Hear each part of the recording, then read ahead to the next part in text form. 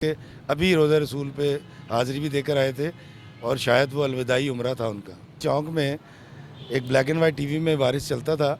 मेरे अब्बा मुझे अपने कंधे पे बिठा लिया करते थे और वहाँ टांगे रेड़े साइकिलें रुक जाया करती थी। 1 घंटे तक कोई वहाँ से चूं की आवाज़ भी नहीं आती थी। ये वारिस लिखने वाला उर्दू अदब को लावारिस कर गया। मेरे 87 में मेरे एमए कॉलेज में उर्दू के उस्ताद थे।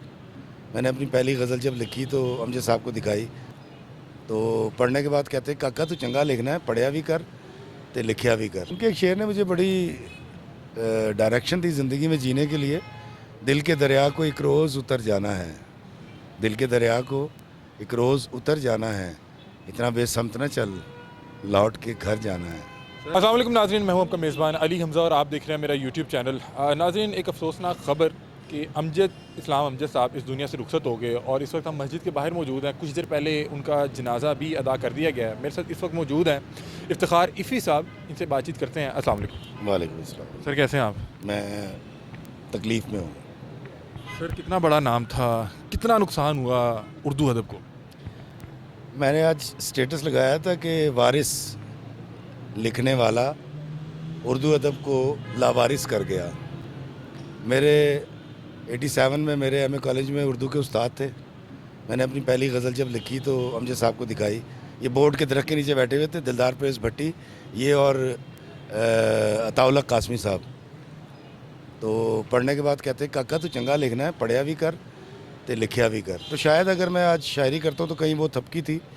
अमजद साहब का जाना कौम का नुकसान है, कौम के बच्चों का नुकसान है। जब कोई अदीब जाता है दुनिया से तो वो लॉस कौम का होता है, लेकिन वो चला तो जाता है अपने अफकार की शक्ल में, अपने अदब की शक्ल में। वो जो जिन असनाफ में उन्होंने लिखा होता है वो हम में मौजूद रहती हैं, तो इनकी भी मौजूद रहेंगी। हमें रास्ता तो हमेशा दिखाते रहेंगे, लेकिन अब हम उनसे मिल नहीं पाएंगे। सर, मैंने सुना है जिस दौर में वारिस लगा करता था, दूसरे ममालिक में तो उसका जादू सर चढ़ के बोलता था, पाकिस्तान में सड़कें खाली वीरान हो जाया करती थी। देखिए जी, मैं संतनगर में रहा करता था और संतनगर चौक में एक ब्लैक एंड वाइट टीवी में वारिस चलता था।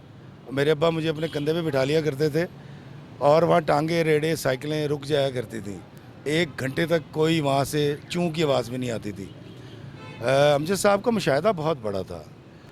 पंजाब के बेटे थे और पंजाब की धरती में ये ख़ासियत है कि इसके लिखारी, इसके आर्टिस्ट, उसके अंदर फेस्टिविटी बहुत ज़्यादा होती है, उसकी हिस्से जमालियत बहुत रिच होती है। तो उनमें से ये एक थे और वाकई उन्होंने वारिस के अलावा बहुत कुछ लिखा, बहुत कुछ लिखा। काफ़ी अर्से से उनका कोई ड्रामा भी नहीं आया, तो क्या आप लिख नहीं रहे थे या सिर्फ ड्रामे नहीं लिख रहे थे? नहीं, राइटर से लिखवाया नहीं जाता, अदरवाइज़ मैं भी राइटर हूँ।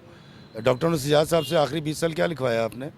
बानो कुसिया से आपने क्या लिखवाया आखिरी 20 साल? या इशफाक अहमद से क्या लिखवा लिया? तो हमारे यहाँ ऐसा ही होता है शायद कि सीनियर करके, या ये समझते हैं कि शायद ये आज के दौर को मैच नहीं कर सकेंगे इन तकाज़ों को।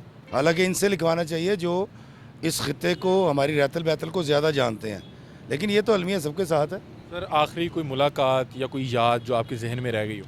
आखिरी मुलाकात मेरी हुई थी एक मुशायरे में, वलेंशिया टाउन में मुशायरा हुआ था, तो टाइम से पहले आ गए थे।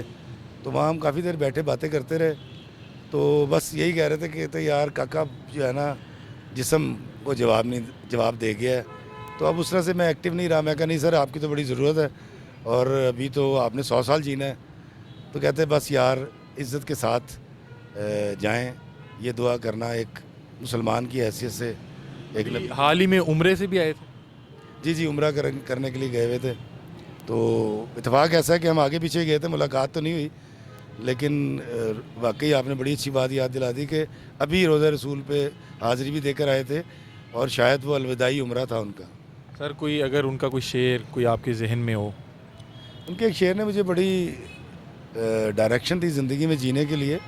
दिल के दरिया को एक रोज़ उतर जाना है, दिल के दरिया को एक रोज़ उतर जाना है, इतना बेसमत न चल, लौट के घर जाना है। उसी आपा की नशिस्त में आया करते थे, तो एक दिन मैंने बड़ी शिकायत की। मैं ज़रा जवान था, तो मैंने कहा जी बड़ी ज़्यादती हो रही है। तो उन्होंने मुझे एक बड़ी अच्छी बात बताई थी, कहते कंप्लेन ना किया कर, क्योंकि ये अकोमोडेट भी नहीं होती और इंसान खुद ही उस तकलीफ़ में जलता रहता, फ़ायदा कोई नहीं होता।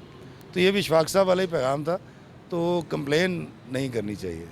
बहुत शुक्रिया जी। तो नाजरीन, इस टाइम अमजद इस्लाम अमजद साहब का जो है जनाज़ा अदा कर दिया गया और तदफीन का अमल जारी व सारी है। यहाँ पे उनके जनाजे में बहुत से अदाकार, बहुत से समाजी शख्सियात ने शिरकत की और अब जो है अब उन्हें तदफीन के लिए मियानी साहब कब्रिस्तान ले जाया जा चुका है। अपनी राय से कमेंट सेक्शन में ज़रूर आगाह कीजिएगा और इसके साथ एक दरख्वास्त ये है कि अमजद इस्लाम अमजद के लिए जो है आप लोग भी दुआ करें, वो उनका अगली मनाजिल जो है आसान हो। अपनी राय से कमेंट सेक्शन में ज़रूर आगाह कीजिएगा। तब तक के लिए अपने मेज़बान अली हमज़ा को दीजिए इजाज़त। अल्लाह हाफ़िज़।